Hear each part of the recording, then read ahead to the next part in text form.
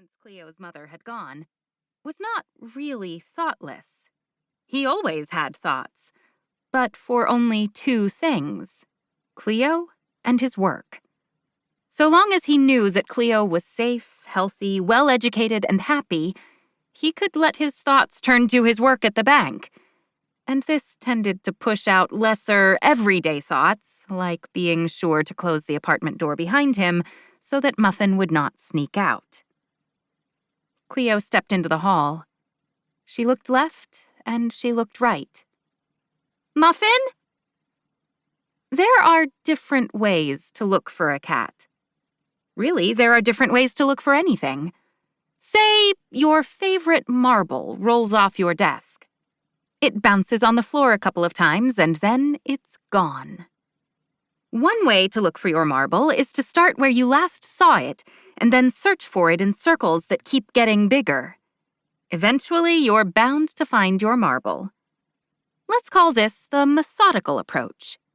It's slow, it's tiring, but it usually brings home the bacon, or the marble, or, as in Cleo's case, we hope, the cat. Then there's the scientific method. Using your knowledge, you make a prediction. You consider the speed of the marble. Which way was it going? How heavy was the marble? How bouncy was the floor? If there's a thick carpet on the floor, then the marble shouldn't roll much. If it's hard wood, then it could go far, etc. You consider all these different details. You make a guess.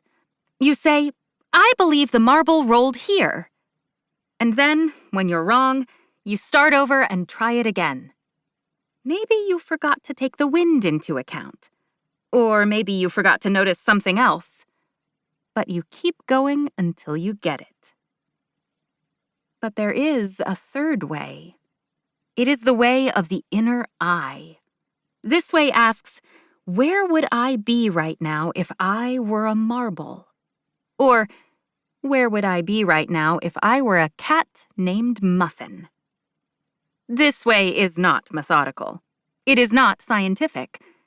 Or maybe if it is scientific, it's a kind of science we don't know yet.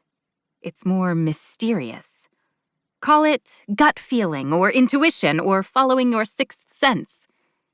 It is a way that walks on padded feet like a cat and follows its whiskers.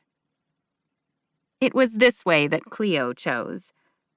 She closed her eyes for a moment. The corners of her mouth twitched a bit. When she opened them again, her eyes seemed somehow larger and deeper brown. The pupils nearly filled up her eyes completely. Cleo walked. All of her 5 normal senses were on high alert and prickling, even her sense of taste. She came to the stairs next to the elevator. She walked down one floor, and there, after just a moment of not knowing, she turned left and not right. A man came out of apartment 11G. He looked startled to see Cleo.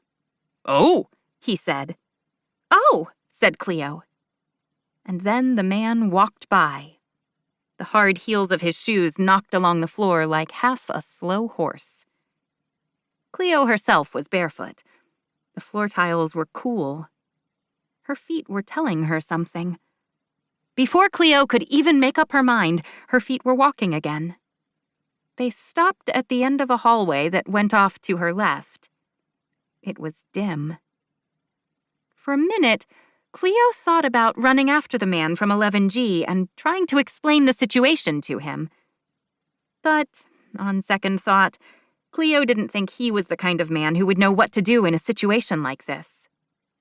She looked down the side hall again. It was very, very dim. Actually, this was the kind of situation where she especially missed her mother. She didn't really remember her too well, but she thought, somehow, her mother would know what to do. Her mother had left the family when Cleo was 2. Overnight, she was gone. Cleo's father had not tried very hard to find her because he said she should be allowed to do what she wanted. He said she was a mysterious woman. She would come back when